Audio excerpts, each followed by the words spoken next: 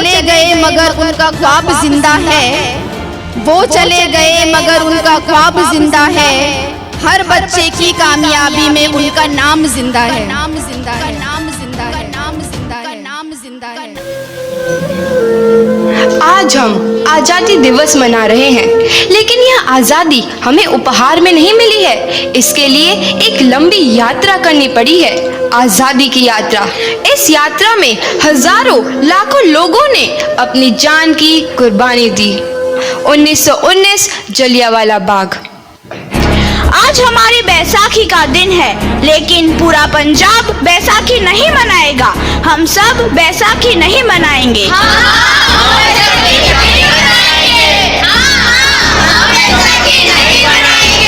जब तक हम अंग्रेजों को भारत से बाहर नहीं निकाल देते, पूरा पंजाब बैसाखी नहीं मनाएगा। अच्छा, तो तुम सब हमारा विरोध करता है, भाग जाओ यहाँ से, इसका अंजाम बहुत ही बुरा होगा। हम नहीं जाएंगे, तुम लोग जाओगे। हमें नहीं, तुमको भारत से भागना होगा। Soldiers fire!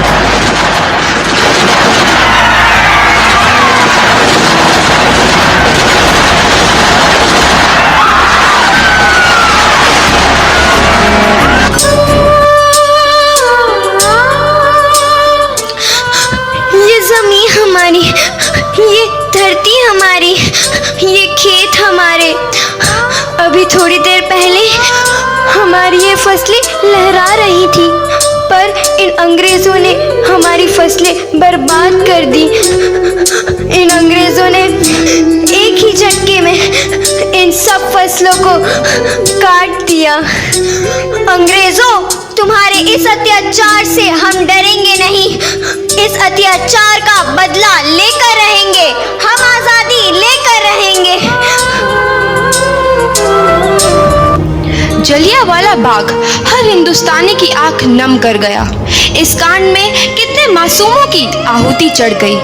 इतनी हैवानियत से इंसानियत कत्ल कर दी गई। जलियांवाला बाग के हत्याकांड ने आजादी की आग में घी देने का काम किया। मासूम औरतों, बच्चों की दर्द भरी चीखें और सिसकियां इनकलाब का गूंज बनकर उभरी। लाला लाजपत राय, भगत सिंह, राजगुरु, सुखदेव सरीखे क्रांतिकारियों ने भारत की इस जमीन से विदेशी दरिंदों को निकाल फेंकने के मंसूबे मजबूत कर लिए। 8 अप्रैल 1929 लाला लाजपत राय के नेतृत्व में साइमन कमीशन के खिलाफ एक भारी जुलूस निकाला गया। साइमन कमीशन वापस जाओ! साइमन कमीशन वापस जाओ! साइमन कमीशन वापस जाओ! साइमन कमीशन वापस जाओ! साइमन कमीशन वापस जाओ! Simon commission go back! Simon commission go back! Simon commission go back! Simon commission go back! बेवकूफ इंडियंस, तुमको हमारी बात समझ में नहीं आती। Stop this! Simon commission go back! नहीं मानता। आई से स्टॉप दिस!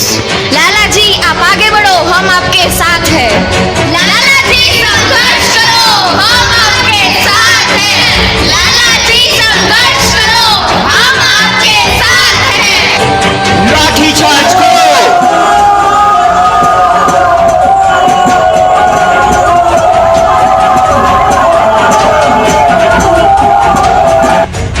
अरे लाला जी को तो बहुत गहरी चोट लगी है, उनका सर फट गया है। मेरे शरीर में लगी एक एक लाठी अंग्रेजी सरकार के कफन में कील का काम करेगी। ये आजादी की लड़ाई रुकनी नहीं चाहिए। ये जिम्मेदारी मैं तुम सबको सौंप कर जा रहा हूँ। लाला लाजपत राय की दर्दनाक मौत के बाद भगत सिंह, सुखदेव, राजगुरु वतन के इन मतवालों के खून में ऐसा उबाल आया जिसका सामना करना अंग्रेजी सरकार के लिए मुश्किल हो गया। अंग्रेजों को करारा जवाब देने के लिए स्कॉट और सैंडर्स को मारने की रूपरेखा रची गई।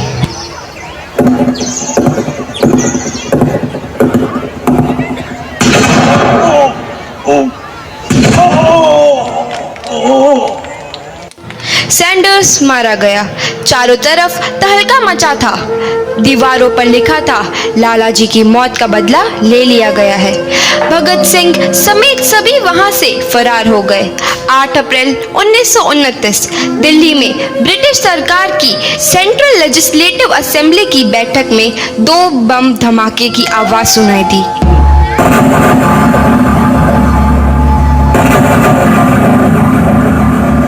धमाकों ने अंग्रेजी हुकूमत को हिलाकर रख दिया। इस घटना को अंजाम देने वाले भगत सिंह, राजगुरु और सुखदेव ने अपने आप को अंग्रेजों के हवाले कर दिया। 1930 को अदालत ने अपना फैसला सुनाया। मुलजिम भगत सिंह, मुलजिम राजगुरु, मुलजिम सुखदेव को दफा 121 और दफा 302 के तहत ये अदालत तीनों को मुजरिम करार देती है और इस गुस्ताखी के लिए ये अदालत इन तीनों को सजाए मौत की सजा सुनाती है। सरफरोशी की तमन्ना अब हमारे दिल में है, देखना है जोर कितना बाजुए कातिल में है, कातिल में है, कातिल में है, कातिल में है, कातिल में है। भगत सिंह और किशन सिंह ਤੁਹਾਡੇ ਮੁਲਾਕਾਤੀ ਆਏ ਨੇ।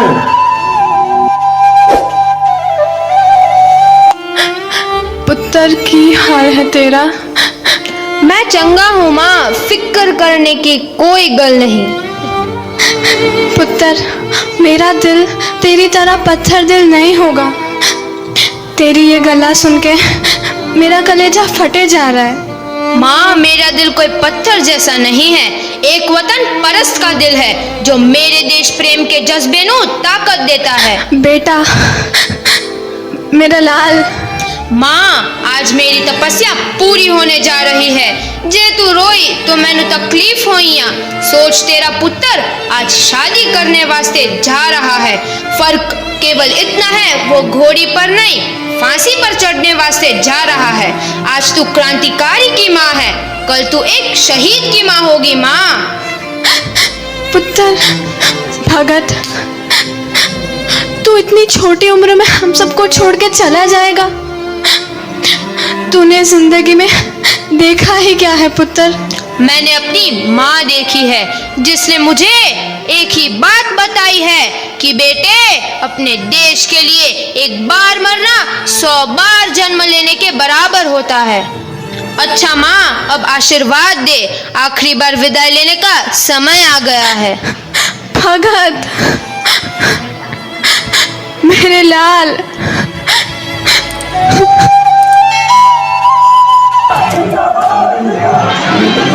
भगत सिंह, तुम्हारी कोई आखिरी ख्वाहिश? हमारे हाथ खोल दिए जाए। हम तीनों दोस्त एक दूसरे से गले मिलना चाहते हैं। उनके हाथ खोल दिए जाए।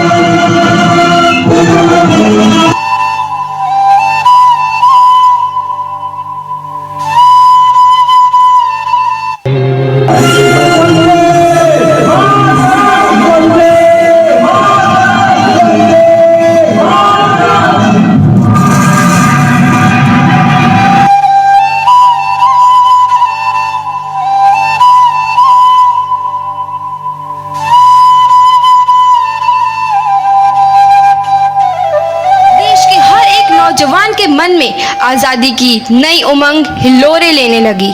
अंग्रेजों भारत छोड़ो का नारा जोर पकड़ रहा था। सबने एक आजाद भारत का सपना देखना आरंभ कर दिया था। हर कोई अपने अपने ढंग से इस महायज्ञ में अपनी आहुति दे रहा था। सुभाष चंद्र बोस, रानी लक्ष्मीबाई, तात्या टोपे और मंगल पांडे जैसे शहीदों की कुर्बानी रंग लाई। 15 अगस्त 1947 को भारत आजाद हुआ।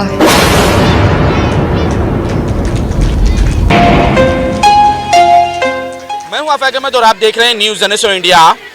हबीब रजा स्कूल की अगर इतिहास आप देखें तो ये बड़े ही कठिनाइयों के साथ गुजरा है। बड़े बड़े अपने ही लोगों की नाराजगी सहने के बावजूद आज इसके 20 साल पूरे हो रहे हैं।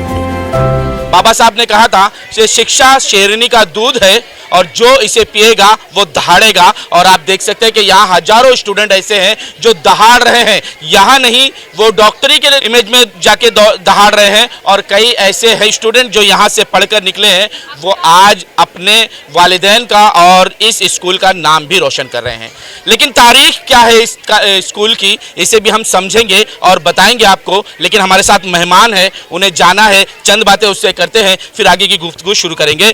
जोसेफ सर, आप यहाँ के नगर सेवक हो चुके हैं, आपने देखा है कि धारावी में बहुत सारी स्कूलें हैं, लेकिन ये स्कूल जिस परेशानियों के साथ गुजरा है, जिसने अपने आने वाले दिनों में इस 20 सालों में पता नहीं क्या क्या झेला है। आप एंट्रेंस जब देखेंगे तो किस गंदगी से बच्चे यहाँ आते हैं, लेकिन वो अपना भविष्य देखकर यहाँ आते हैं और इस स्कूल को आगे बढ़ाने की कोशिश कर रहे हैं। किस तरह से आप देखते हैं कि धारावी का ये स्कूल, इसे कितने आगे बढ़ना चाहिए, लेकिन ये बढ़ नहीं पा रहा है, इसे बैकअप सपोर्ट नहीं मिल पा रहा है, उसके लिए आप क्या कर सकेंगे? देखो, ये स्कूल आज इनका 20वां 20 ईयर का जो एनिवर्सरी है, उस स्कूल के वजह से मैं ये धारावी वालों को कहना चाहता हूँ कि ये धारावी में भी हीरे हैं। ये आज ये स्कूल में जो आज देख रहे हैं बच्चे, जो जिन्होंने आज इतने अच्छा जो एकांकिक नाटक जो किया है, जो भी कोरियोग्राफर है, उनका भी मैं दिल से शुक्रिया अदा करता हूँ। क्योंकि धारावी में भी ऐसे लोग हैं कि जो धारावी से आज दिल्ली तक पहुँचे हैं, धारावी से आज पूरे महाराष्ट्र में आज नेशनल लेवल तक स्पोर्ट्समैन बन के बने हैं। तो ये स्कूल आज देख रहे, मैंने जब इसको पहले भी इलेक्शन के पहले भी देखा था, कुछ स्कूल के फाउंडेशन मेंबर ने मेरे को थोड़ा सा काम जो बताया, मैंने उनको वही तभी बोला था कि मैं करके दूंगा। और आज सब धारावी वालों के आशीर्वाद से, खास करके ये आज जो मेरे मुस्लिम भाई है, उन्होंने जो मेरे को दुआ की है, जो उस दुआ का आज मैं जो नगर सेवक बना हूँ, मैं कभी भूलूंगा नहीं, क्योंकि वो उस ऋणी हूँ मैं उनका। तो ये स्कूल को मैं कैसे आज मैंने जब देखा तो मेरे देखो रोंगटे खड़े हुए कि इतने इसमें भी आज हमारे बच्चे पढ़ रहे, डॉक्टर बने, इंजीनियर बने। मैंने सबका इस लायक मैं नहीं हूँ कि डॉक्टर का सत्कार करूँ, एक सादा नगर सेवक आपका सबका चाहता लड़का हूँ मैं, मगर मैं ज़रूर इस स्कूल के बारे में मेरे एमपी साहब से इस स्कूल को बताने के लिए, मेरे एमपी साहब को जब भी धारावी में राउंड रहूँगा तो 5 मिनट के लिए स्कूल ज़रूर मैं बताने लेके आऊँगा। और एमपी फंड से जितना हो सकता है उतना स्कूल के लिए मैं पक्का करूँगा, क्योंकि ये 20 साल से एक स्कूल चलाना धारावी में कोई खाने का काम नहीं है। लोग, एक तो पेरेंट्स ने विश्वास रखना चाहिए, पेरेंट्स ने विश्वास रखा। खालिद भाई के डैडी ने आज देखो, आज कीचड़ में से कमल फूल रहा है, और ये सबका दिल है, सबकी मेहनत है, फाउंडेशन मेंबर की सबके दिल की मेहनत है। आज उन्होंने इतना बड़ा स्कूल खड़ा किया है, और उसको हमारे जैसे जो यंग स्टार है उन्होंने कुछ बढ़ाना चाहिए। उसके लिए मैं ज़रूर इस स्कूल के लिए जो भी मेरी सहायता है वो पक्का करूँगा। और मेरे फंड में से, एमपी फंड में से जितना इस स्कूल के लिए हम ज़्यादा बढ़ा के कुछ उनका काम कर सकते हैं, वो मैं पक्का आपके माध्यम से बोल के मैं स्कूल का शुक्रिया अदा करता हूँ। क्योंकि मेरे को इस स्कूल में बुला के सबका सत्कार किया, बच्चे लोग इतने खुश थे, सबको मेडल मिल रहा है, सर्टिफिकेट मिल रहे हैं। बचपन में हम भी ऐसे देखते थे कि इस मेडल और सर्टिफिकेट तो हमारी भी चाहती खुलती थी। हमने प्यार देखा कि गोद में ले लिए थे आपने स्टूडेंट को, क्योंकि मेरे धारावी के बच्चे लोग हैं। हाँ। और मैं धारावी का पढ़ने वाला लड़का हूँ, तो मैं गोद में नहीं लूंगा। मैं कोई नगर सेवक नहीं यहाँ स्टेज पे आया हूँ, मैं एक परिवार, इस परिवार का एक लड़का हूँ। और जब मैं गोद में लेता हूँ तो मेरा परिवार है, इस परिवार में मैं रह चुका है। सबके घर में जाके मैं जब वोट मांग रहे थे तो कैसे कैसे लोग रहते, कैसे कैसे बच्चे पढ़ रहे। और जब भी बच्चे को मैं पूछता था तो मेरे को 10 में से 8 बच्चे तो बोले हम डॉक्टर बनेंगे, उसमें से बाकी बच्चे लोग बोले हम टीचर बनेंगे।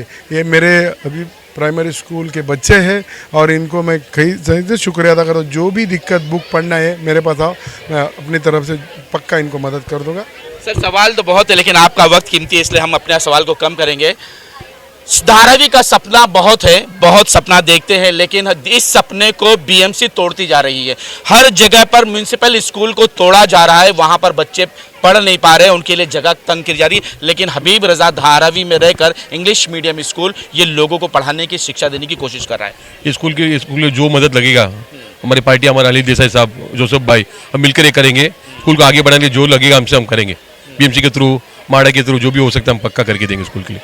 किस तरह से देखें, आप भी बचपन से यही रहे, किस तरह से देखें कि ये स्कूल कितनी परेशानियों को झेल कर आगे बढ़ा है? बहुत परेशानी झेल कर आई, आगे हम लोग उनके साथ है, ऐसा झेलना नहीं पड़ेगा उनको, पूरा मदद करेंगे हम हमारी तरफ से। मैं मौलाना अब्दुल कलाम आजाद हूँ। हमें सबसे पहले हिंदू और मुसलमान नहीं है कि हिंदुस्तानी बनना चाहिए। अच्छी पढ़ाई है, अच्छी पढ़ाई है। फीस नॉर्मली है, 1500 रुपये फीस है हर महीने का। फीस कुछ नॉर्मल ही है। नॉर्मल है। हाँ, कोई भी पढ़ा सकते हैं ऐसे में। जिसकी इनकमिंग नहीं है वो भी पढ़ा सकते हैं, जिसकी है उसको भी पढ़ा सकते हैं। वैसा जरूरी नहीं कि जो पैसे वाले हैं वही पढ़ाए, जिसके पास नहीं है वो भी पढ़ा सकते हैं, जैसे गरीब हो। तो इंग्लिश मीडियम में आपका बच्चा इंग्लिश पढ़ पा रहा है? हाँ जी, पढ़ पा रहा है। ऐसा लगता है कि दूसरे स्कूल में और यहाँ पे पढ़ाई कुछ नहीं नहीं, दूसरे स्कूल जाने की परमिशन नहीं, नौबत ही नहीं आएगी। यही स्कूल में सारा चीज ये हो रहा है। पढ़ाई हो रही है, आप खुश हैं इससे? बहुत बहुत खुश है, बहुत खुश। आप देखें कि हबीब रजा स्कूल सैयद मोहम्मद हाशमी यानी कि प्यारे भाई ने जिस तरह से इसकी शुरुआत की थी वो 92 के दंगे के बाद का माहौल था। आपने एक शुरुआत की थी, कई लोग साथ आए और कई लोग आपसे नाराज होकर दूर चले गए। लेकिन इस स्कूल की जो नींव रखी गई वो चंद दोस्तों के साथ रखी गई और वो दोस्त इतने मजबूत थे उनके कि उन्होंने हर परेशानी में उनका साथ देते रहे। उसी दोस्तों में एक अगर हम देखें तो अशरफ भाई भी थे जो शुरुआत के साथ आज भी खड़े हैं हबीब रजा के साथ। उन्हीं से जानेंगे कि अशरफ भाई किस तरह से माहौल रहा था उस टाइम का कि लोग विरोध कर रहे थे, लोग आपका विरोध कर रहे थे कि ये स्कूल नहीं बननी चाहिए, बहुत सारी बातें हो रही थी, लेकिन प्यारे भाई और आप सब लोग लगे हुए थे। कैसा वो समय था?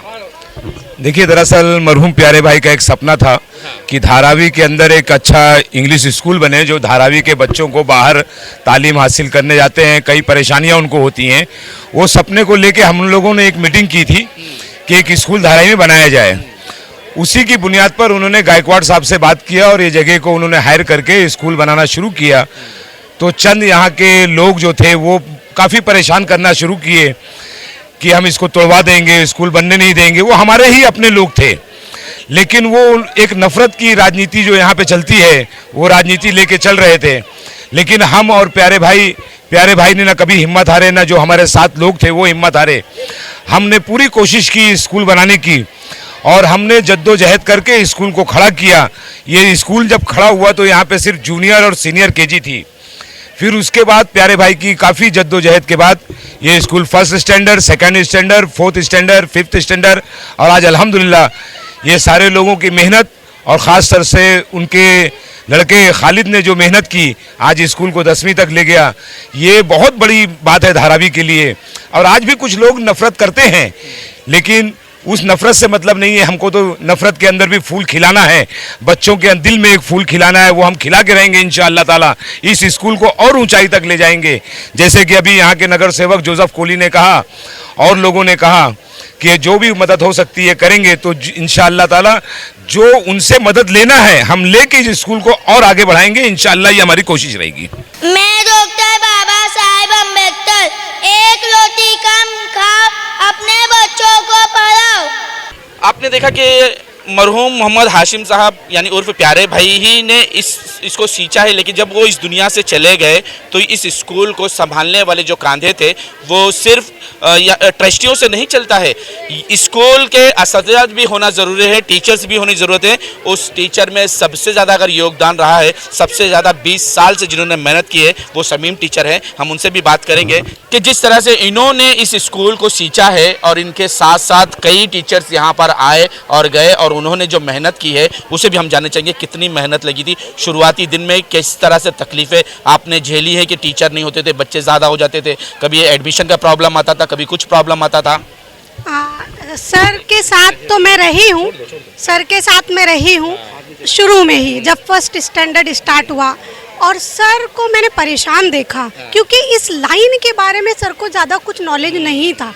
तो जब मैं आई तो मैंने देखा वो अकेले दम, मैं आपको सर का बता क्योंकि ज़्यादा उन्होंने ही मेहनत की, मैं तो सिर्फ उनके साथ रहती थी, लिखने पढ़ने सपोर्ट करने में हर जगह मैं आई विटनेस हूँ इस स्कूल की तरक्की की।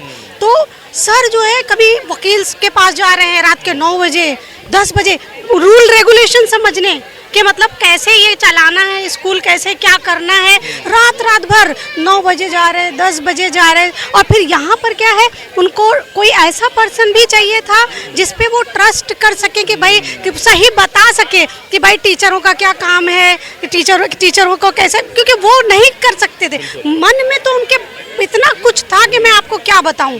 जब बैठते थे तो एक एक चीज़ की मैं स्कूल यहाँ तक पहुँचाना चाहता हूँ। मैं APJ अब्दुल कलाम, सपने वो नहीं होते जो सोचे वहाँ खाते, सपने वो है जो सोने नहीं देते। अगर वो रहते तो उनका सपना और दूर तक जाता, लेकिन जिंदगी साथ नहीं दी। उनके बाद जो है परिवार ने उठाया। परिवार से भी हम बात करेंगे कि खालिद भाई कितनी मेहनत, कितनी दिक्कतें आई इसको आगे बढ़ाने में, क्योंकि वालिद साहब चले गए और उनका सपना आपको पूरा करना था, बच्चों को यहाँ से डॉक्टर बना के निकालना था ताकि आपके वालिद का सपना पूरा हो सके।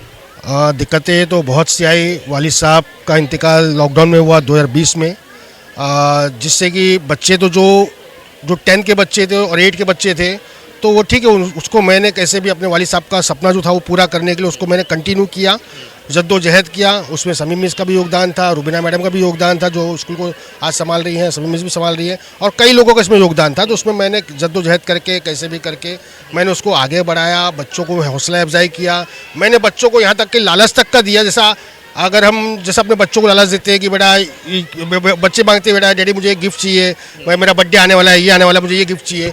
तो मैंने हर साल बच्चों को एक लालच देता हूँ, मोबाइल का ये लालच देता हूँ 10 के बच्चों के लिए खास तौर कि अगर आपका परसेंटेज 80%, मुझे पता है कि बच्चा 70% लाएगा, तो मैं उसको 80% का लालच देता हूँ कि आपका अगर ये 80% आएगा तो मैं आपको मोबाइल स्कूल की तरफ से गिफ्ट करूँगा। मुझे इस तरह मैंने बच्चों को दिया भी है मोबाइल, और उस वक्त बच्चों को मोबाइल दिया भी है। इसलिए इस तरह मैं बच्चों को हौसला अफजाई करता हूँ, जिससे कि बच्चों को थोड़ा एक लालच भी हो और एक पढ़ने का एक शौक वो भी हो। और इसके बाद अल्हम्दुलिल्लाह आज स्कूल माशाल्लाह अल्लाह के रहम करम से काफ़ी अच्छा चल रहा है।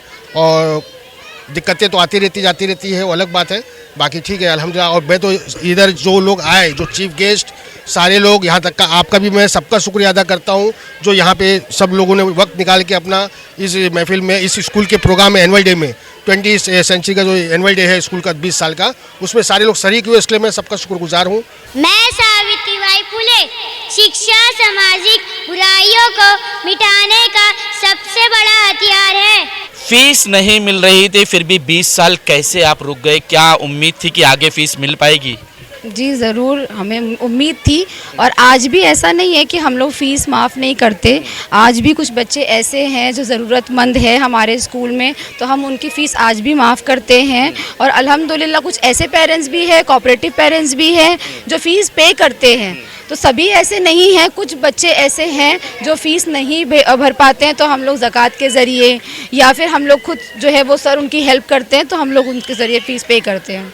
आज के दौर में, इस टाइम में कितने चैलेंज, कौन से चैलेंज आपके सामने हैं और उससे दिक्कतें पैदा होती हैं? सबसे पहला अब जो बड़ा जो चैलेंज है वो पेरेंट्स का है। क्या? पेरेंट्स पढ़े लिखे नहीं हैं, वो कोऑपरेटिव नहीं, धारावी है, इस्लाम है, धारावी है, लेकिन ऐसा नहीं है। हम अगर पेरेंट्स को क्या होता है ना, अभी हमें कोई कंपटीशन में जाना है तो पेरेंट्स जो है वो डायरेक्टली मना कर देते हैं, हमें उनको समझाना पड़ता है। क्या करें, क्योंकि माहौल इतना, वो अभी अपने बच्चों को इसीलिए पढ़ा रहे हैं क्योंकि उनकी फाइनेंशियल भी प्रॉब्लम हो सकती है, कुछ भी प्रॉब्लम हो सकता है ना उनका। तो हाँ वो हो सकता है, लेकिन सारा खर्चा जो है वो स्कूल उठाता है। ऐसा नहीं है, अगर हम उन कंपटीशन में कहीं लेकर जाते हैं तो हमारे सर हैं वो सारा खर्चा हम लोग खुद उठाते हैं, ऐसा नहीं है। लेकिन फिर भी पेरेंट्स का सपोर्ट हमको नहीं मिल पाता है, कुछ कुछ जगह पर हमको पेरेंट्स का सपोर्ट की ज़रूरत है।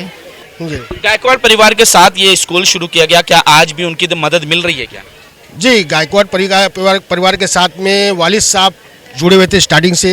ये बुनियाद उन्होंने ही रखी है, एकनाथ गायकवाड़ साहब ने रखी है, और वर्षा ताई ने भी इसमें योगदान दिया है अपना, ऐसा नहीं है कि नहीं दिया है। लेकिन कुछ चीज़ें ऐसी होती हैं जो मिसअंडरस्टैंडिंग, जो लोगों को मिसअंडरस्टैंड का काम करने का, कुछ लोग इस तरह करते हैं कि भाई अरे ऐसा है वैसा है, कुछ भी समथिंग, बहुत सी बातें होती है इसमें, बहुत सी चीज़ होती है, मैसेज दूसरा गलत जाता है। और बाकी ठीक है, हमारा आज भी उनका अच्छा रिलेशन है, आज भी हमारी उनसे बातचीत है, आज भी हमारा उनसे मिलना जुलना है, वो अलग बात है। आज भी वो आने को तैयार थी, लेकिन उनकी आज कहीं सभा थी, सभा की वजह से वो मुझे कॉल करी कि मैं नहीं आ पाऊंगी, ऐसी सी बात है। तो मैंने ठीक है ताई कोई बात नहीं, बोली नेक्स्ट टाइम गारंटी के साथ मैं आऊँगी। आज नगर सेवक आए यहाँ पर, क्या कहा? नगर सेवक जी ने बहुत हमको सपोर्ट करने की बात कही है, और उनका हम तहे दिल से शुक्रिया अदा करते हैं कि वो यहाँ आए और यहाँ टाइम निकाल के उनका हम शुक्रिया अदा करते हैं। और वो उन्होंने हमको आश्वासन दिया है, वो दिया कि आपका जो भी स्कूल का काम होता है, हम आपका काम तो अनिल देसाई सर जो MP है जो यहाँ के, उनके साथ मिल करके आपके स्कूल को आगे बढ़ाने की कोशिश करेंगे। वालिद साहब के गुजरने के बाद क्या ऐसा लगा कि स्कूल अनाथ हो गया है हमारे साथ साथ, कुछ ऐसा महसूस हो रहा था, या बस ये था कि ख्वाब को पूरा करना है? कुछ वक्त के लिए हम लोग टूटे ज़रूर थे, चैलेंजेस बहुत ज़्यादा आए, पर ऐसा था कि हम लोग सब जुड़कर एक साथ मिलकर हम रहे। हमारी फैमिली के साथ चैलेंज क्या थे? चैलेंजेस तो बहुत थे, पॉलिटिकल भी। एक ऐसा चैलेंज जिसके पूरे परिवार की मदद की लगी और उसके बाद टीचर्स की भी हाथ उसमें ज़्यादा सहयोग रहा? देखिए, फाइनेंशियल सपोर्ट भी बहुत बड़ा सपोर्ट होता है जो हमें चाहिए होता है। एक स्कूल रन करने के लिए हमें टीचर्स को पे करना है और स्टूडेंट्स को भी। ऐसे है कि राइट फ्रॉम द स्टार्ट ऐसा है कि हमारे वालिद साहब जो हैं वो ज़्यादातर वो जो हमारे गरीब बच्चे थे, जो बैकवर्ड क्लास के बच्चे थे, वो उनको एनकरेज करते थे कि वो आएँ। तो हम ऐसा था कि 30 to 40% हम लोग ने फ्री फीस भी हमने उन्हें फीस वेव ऑफ करते थे हम बच्चों के। तो उस लेवल तक हम गए हैं ताकि बच्चे, पेरेंट्स नहीं भेजते थे बच्चों को। बहुत बार स्पेशली लॉकडाउन में तो ऐसा हो गया था कि बहुत सारे लोग गांव चले गए। फिर ऐसा था कि नहीं, हम नहीं अफोर्ड कर सकते हैं, अब हमारा बिजनेस ठप हो गया है। तब भी हम लोगों ने कॉल कर करके बोला कि नहीं, आप आइए, हम फीस वेव ऑफ करेंगे, हम देखेंगे क्या होगा, लेकिन आप एजुकेशन इज़ मस्ट। तो वो एक बहुत बड़ा चैलेंज था हम लोगों के लिए। मैं रानी लक्ष्मी भाई, मैं अपनी झांसी नहीं दूंगी। ये स्कूल तो 2005 में जब शुरू में तामीर हुआ था तो लोगों ने बहुत मिलकर उसका साथ दिया था और प्यारे भाई के हम लोग भी थे, हम मेंबर हैं उसमें। सब लोगों ने मिलकर बनाया था, लेकिन बनने के बाद फिर जो ना इत्तेफाकी पैदा हो गया था तो स्ट्रक्चर बना हुआ भी तोड़ा गया है। इस तरह से इख्तलाफात हुए हैं, लेकिन प्यारे भाई ने हिम्मत नहीं आ रहा है। उन्होंने जद्दोजहद करते रहे और उन्होंने ये भी कहा कि भाई उनका एक शेर जो था वो कहते थे कि मुद्दई लाख बुरा चाहे तो क्या होता है, वही होता है जो मंजूर खुदा होता है।